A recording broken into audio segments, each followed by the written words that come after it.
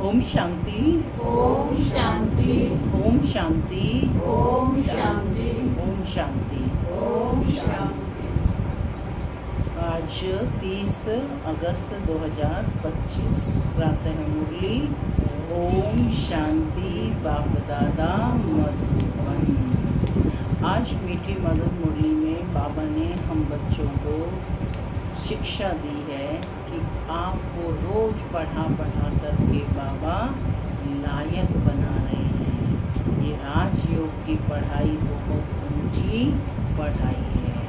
ऊंची क्यों है? यह मनुष्य से देवता बनने की पढ़ाई है। तो बाबा कहते कि यदि क्लास में ब्राह्मणी नहीं है तो ये नहीं है कि पढ़ाई को छोड़ दें।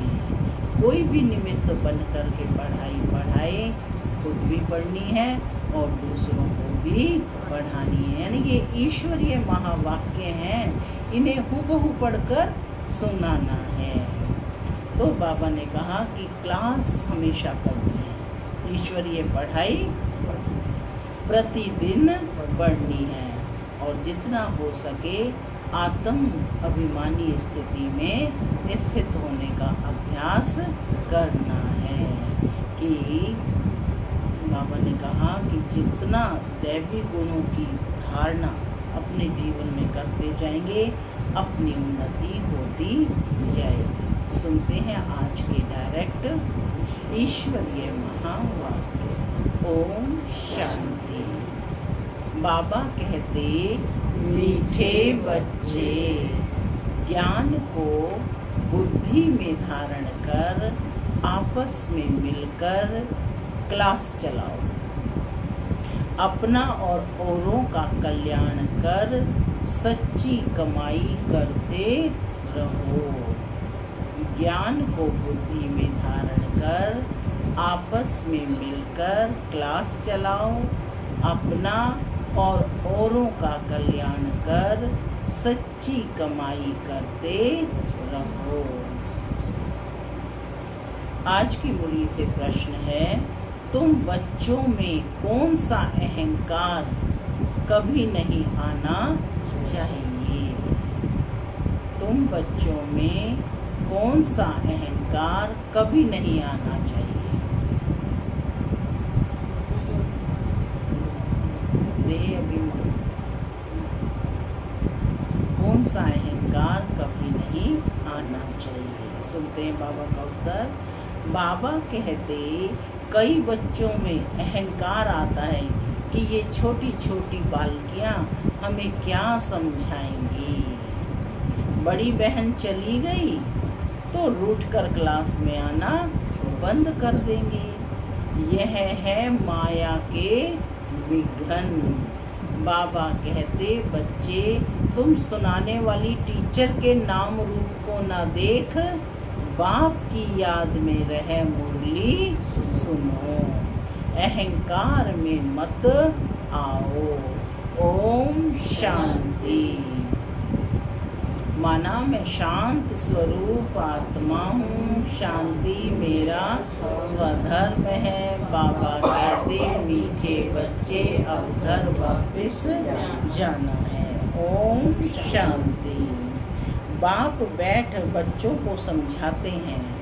अब बाप जब कहा जाता है तो इतने बच्चों का एक जिस्मानी बाप तो हो नहीं सकता। यह है रूहानी बाप। उनके ढेर बच्चे हैं। बच्चों के लिए यह टेप, मुरली आदि सामग्री है। बच्चे जानते हैं अभी हम संगम युग पर बैठे हैं पुरुषोत्तम बनने के लिए। यह भी खुशी की बात है। बाप ही पुरुषोत्तम बनाते हैं। क्या कहा? कोई दूसरा पुरुषोत्तम नहीं बना सकता। बाप ही पुरुषोत्तम बनाते हैं। यह लक्ष्मी नारायण पुरुषोत्तम है ना। इस सृष्टि में ही उत्तम पुरुष, मध्यम और कनिष्ठ होते हैं। आदि में है उत्तम, बीच में है मध्यम और अंत में है कनिष्ठ। हर चीज पहले नई, उत्तम, फिर मध्यम फिर कनिष्ठ अर्थात पुरानी बनती है। दुनिया का भी ऐसे है। तो जिन जिन बातों पर मनुष्यों को संशय आता है उस पर तुमको समझाना है। सेवा का पॉइंट है कि जिन जिन बातों पर मनुष्यों को संशय आता है उस पर तुमको समझाना है। बाबा हर रोज मूल्यों में कह रहे ना, युक्तियाँ रचो कैसे सेवा की जाए, कैसे दूसरी आत्माओं तक बाप का संदेश पहुंचाया जाए। तो बहुत करके ब्रह्मा के लिए ही कहते हैं कि इनको क्यों बिठाया है ना। फोटो देखेंगे कहेंगे कि इनको, ये तो मनुष्य हैं, ये ब्रह्मा कैसे, इनको क्यों बिठाया है। तो उनको झाड़ के चित्र पर ले आना चाहिए। देखो नीचे भी तपस्या कर रहे हैं और ऊपर अंत में भी, एकदम अंत में भी बहुतों जन्मों के अंत के जन्म में खड़े हैं। ऊपर में एकदम अंत में बहुत जन्मों के अंत के जन्म में खड़े हैं। बाप कहते हैं मैं इनमें प्रवेश करता हूँ। ये बातें समझाने वाला बड़ा अक्लमंद चाहिए। एक भी बेअकल निकलता है तो सभी बीके का नाम बदनाम हो जाता है। पूरा समझाना आता नहीं है, बल कंप्लीट पास तो अंत में ही होते हैं। इस समय 16 कला संपूर्ण कोई बन ना सके, लेकिन समझाने में नंबरवार जरूर होते हैं। परम पिता परमात्मा से प्रीत नहीं है तो विपरीत बुद्धि ठहरे ना। इस पर तुम समझा सकते हो। जो प्रीत बुद्धि है वह विजयंती और जो विपरीत बुद्धि है वो है विनशंती हो जाते हैं। इस पर भी कई मनुष्य बिगड़ते हैं, फिर कोई ना कोई इल्जाम लगा देते हैं। झगड़ा फसाद मचाने में देरी नहीं करते। कोई कर ही क्या सकते हैं, कभी चित्रों को आग लगाने में भी देरी नहीं करेंगे। बाबा राय भी देते हैं चित्रों को इंश्योर करा दो। बड़े बड़े चित्र बनाए गए थे तो बाबा ने कहा इन सब का इंश्योरेंस करा दो। बच्चों की अवस्था को भी बाप जानते हैं। क्रिमिनल आई पर भी बाबा रोज समझाते हैं। लिखते हैं बाबा आपने जो क्रिमिनल आई पर समझाया है यह बिल्कुल ठीक कहा है। ये दुनिया तमो प्रधान है ना, दिन प्रतिदिन तमो प्रधान बनते जाते हैं। वो तो समझते हैं कलयुग अभी रेगड़ी पहन रहा है, यानी घुटनों के बल चल रहा है, यानी छोटा मैं अभी अज्ञान नींद में बिल्कुल सोए हुए हैं। कभी कभी कहते हैं कि यह महाभारत लड़ाई का समय है, तो जरूर भगवान कोई रूप में होगा। माने ऐसा भी विचार रखते हैं। रूप तो बताते नहीं, उनको जरूर किसमें प्रवेश होना है। भाग्यशाली रथ गाया जाता है। रथ तो आत्मा का अपना होगा ना, उसमें आकर प्रवेश करेंगे, उनको कहा जाता है भाग्यशाली रथ। बाकी वह जन्म नहीं लेते हैं, इनके ही बाजू में बैठ ज्ञान देते हैं। कितना अच्छी रीति समझाया जाता है। त्रिमूर्ति चित्र भी है। अभी बाबा ने कहा कौन से चित्र पर कहा था समझाने के लिए? कौन से चित्र पर? झाड़ के चित्र पर। और अभी किस चित्र पर कह रहे हैं? त्रिमूर्ति के चित्र पर। तो बाबा कहते त्रिमूर्ति तो ब्रह्मा विष्णु शंकर को कहेंगे, जरूर यह कुछ करके गए हैं। जो फिर रास्तों पर मकान पर भी त्रिमूर्ति नाम रखा है। जैसे इस रोड को सुभाष मार्ग नाम दिया गया है। सुभाष को हिस्ट्री तो सब जानते हैं। उन्हों के पीछे बैठ हिस्ट्री लिखते हैं, फिर उनको बड़ा बनाकर कर देते हैं, बनाकर उनको बड़ा कर देते हैं। कितनी भी बड़ाई बैठ लिखें। जैसे गुरु नानक का पुस्तक कितना बड़ा बनाया है, गुरु ग्रंथ साहिब कितना बड़ा है ना, ये इतना उसने तो लिखा नहीं है। ज्ञान के बदले भक्ति की बातें बैठ लिखी हैं। ये चित्र आदि जो बनाए जाते हैं समझाने के लिए, यह तो जानते हो इन आँखों से जो कुछ दिखाई पड़ता है यह सब भस्म हो जाता है, बाकी आत्मा तो यहाँ रह ना सके, जरूर घर चली जाएगी। ऐसी ऐसी बातें सबकी बुद्धि में बैठती थोड़े ही हैं। अगर धारणा होती है तो क्लास क्यों नहीं चलाते? क्या कहा बाबा ने? अगर धारणा होती है, माने जब ज्ञान की धारणा हो जाएगी तो क्लास क्यों नहीं चला सकते? अर्थात चला सकते हैं। तो बाबा कहते 7-8 वर्ष में ऐसा कोई तैयार नहीं होता है जो चला सके। बहुत जगह ऐसे चलाते भी हैं, फिर भी समझते हैं माताओं का मर्तबा ऊंच है। चित्र तो बहुत है, फिर मुरली धारण कर उस पर थोड़ा समझाते हैं। यह तो कोई भी कर सकते हैं, बहुत सहज है।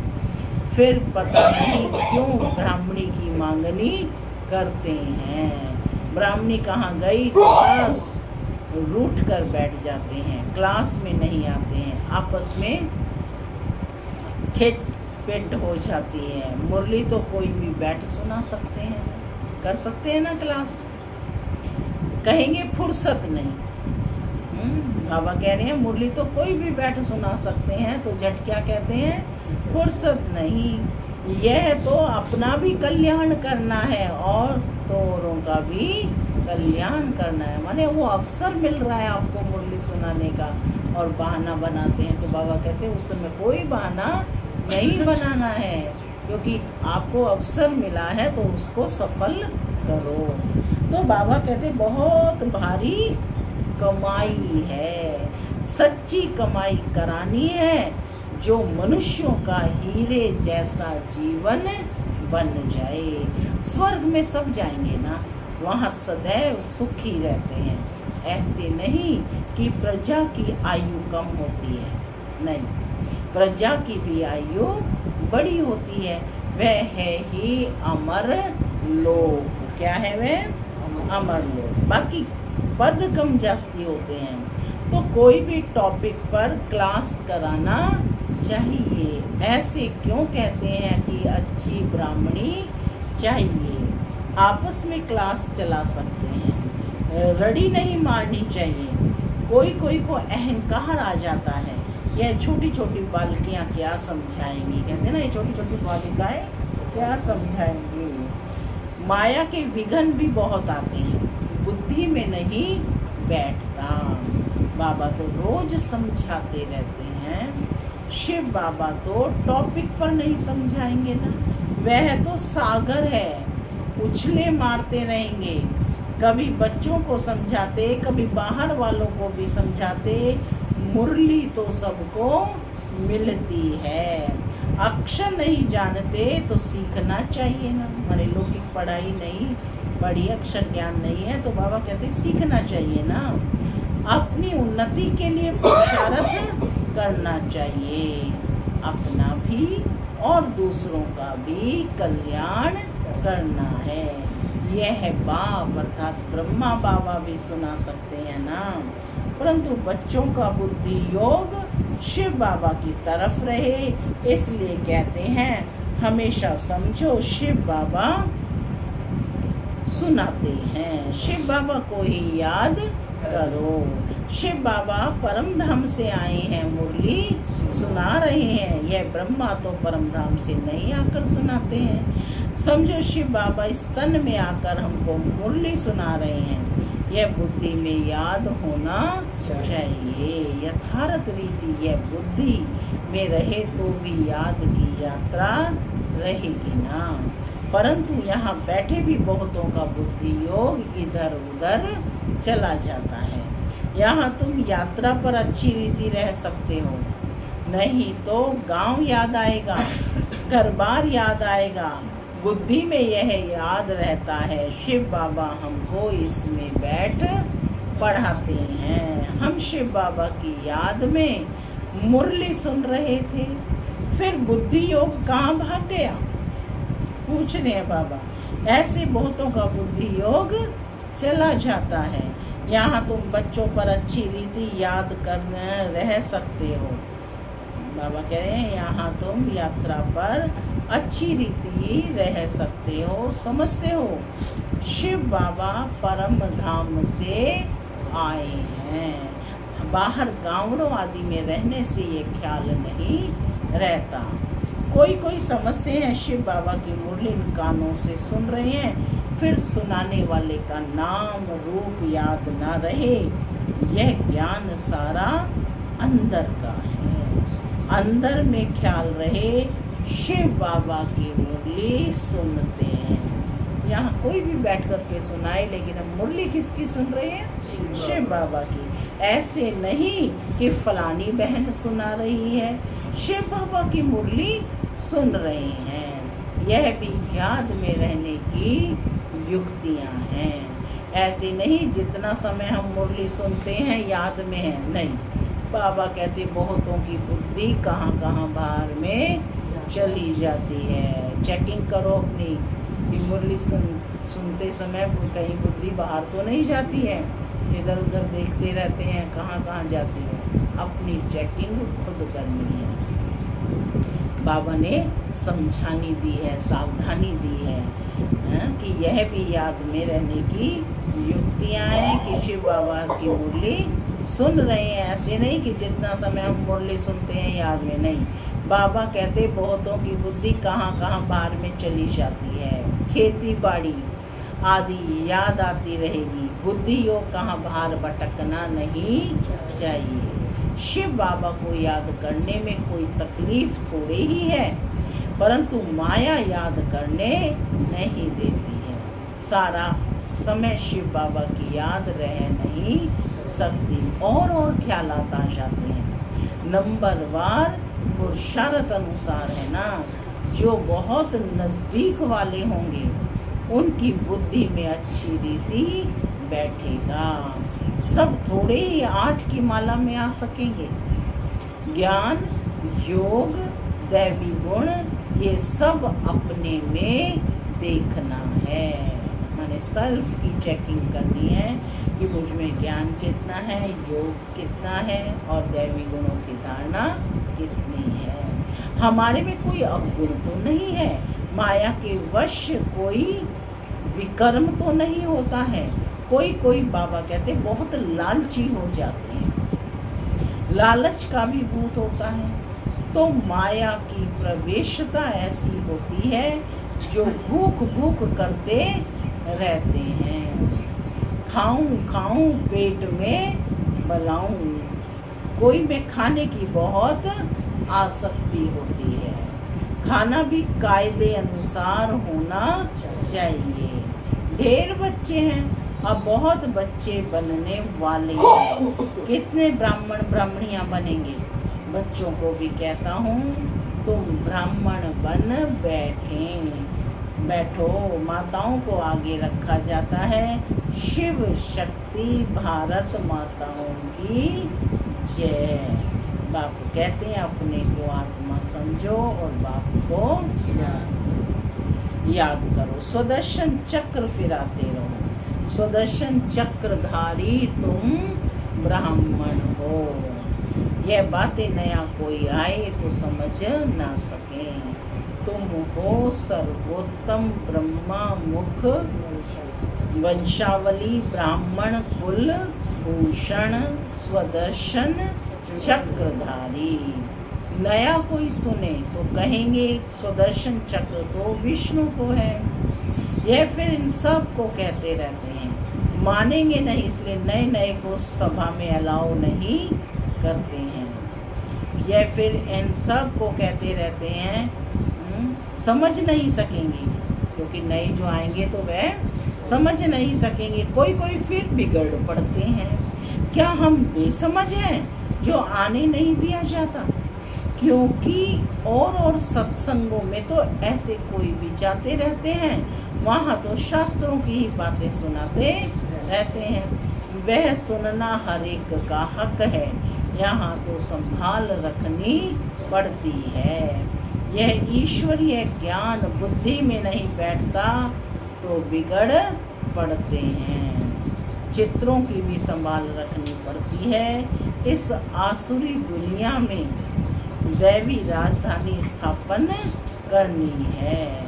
जैसे क्राइस्ट आया अपना धर्म स्थापन करने, यह बाप दैवी राजधानी स्थापन करते हैं।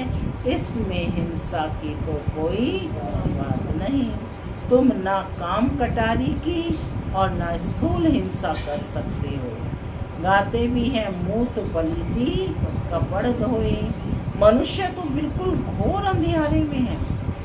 बाप आकर घोर अंधियारे से घोर सोझरा करते हैं।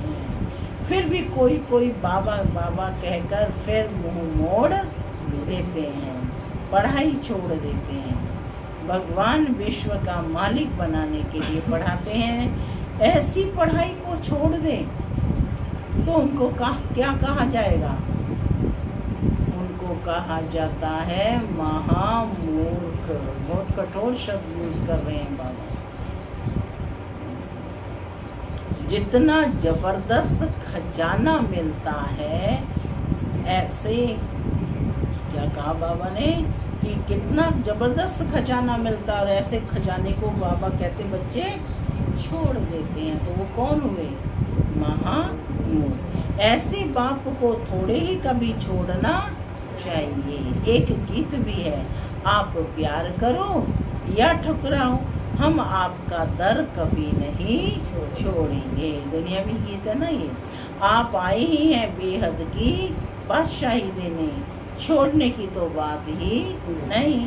हाँ, लक्षण अच्छे धारण करने हैं। स्त्रियां भी रिपोर्ट लिखती हैं, यह हमको बहुत तंग करते हैं। आजकल लोग बहुत खराब हैं।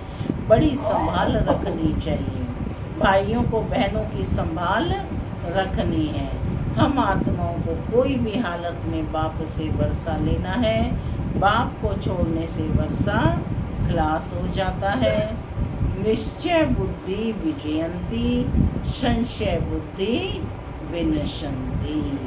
फिर पद बहुत कम हो जाता है। बाबा कहते ज्ञान का सागर ये बाप ही ज्ञान दे सकते हैं। ज्ञान कौन दे सकता है? ज्ञान एक ही ज्ञान सागर बाप दे सकते हैं। बाकी सब है भक्ति। भल कोई कितना भी अपने को ज्ञानी समझे, परंतु बाप कहते हैं सबके पास शास्त्रों और भक्ति का ज्ञान है। सच्चा ज्ञान किसको कहा जाता है यह मनुष्य नहीं जानते। अच्छा, मीठे मीठे सिक्की लदे बच्चों प्रति मात पिता बाप दादा का प्यार और गुड मॉर्निंग। रूहानी बाप की रूहानी बच्चों को नमस्ते। हम रूहानी बच्चों की रूहानी मात पिता बाप दादा को मॉर्निंग और नमस्ते नमस्ते। सदा रहो हंसते, बनो फरिश्ते, चलो धारणा के लिए मुख्य सार ध्यान रखना है कि मुरली सुनते समय बुद्धि योग बाहर भटकता तो नहीं है क्या? सदा स्मृति रहे कि हम शिव बाबा के महावाक्य सुन रहे हैं। यह भी याद की यात्रा है। दूसरा पॉइंट है, अपने आप को देखना है कि हमारे में ज्ञान योग और दैवी गुण है क्या? क्या चेकिंग करनी है कि हमारे में ज्ञान योग और दैवी गुण है क्या? लालच का भूत तो नहीं है? माया के वश कोई विकर्म तो नहीं होता है क्या? ये सारे सेल्फ चेकिंग के पॉइंट हैं। आज का वरदान है निमित्त भाव की स्मृति से हलचल को समाप्त करने वाले सदा अचल अडोल भव। निमित्त भाव की स्मृति से हलचल को समाप्त करने वाले सदा अचल अडोल भव। निमित्त भाव से अनेक प्रकार का मैंपन मेरापन सहज ही खत्म हो जाता है। यह स्मृति स्मृति सर्व प्रकार की हलचलों से छुड़ाकर अचल अडोल स्थिति का अनुभव कराती है।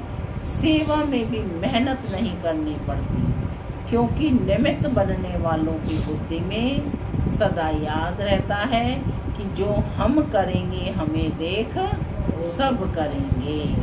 सेवा की निमित्त बनना अर्थात स्टेज पर आना। स्टेज तरफ स्वतः सबकी नजर जाती है, तो यह स्मृति भी सेफ्टी का साधन बन जाती है। स्लोगन है, सर्व बातों में न्यारे बनो तो परमात्म बाप के सहारे का अनुभव होगा। अव्यक्त इशारे सहज योगी बनना है तो परमात्म प्यार के अनुभवी बनो।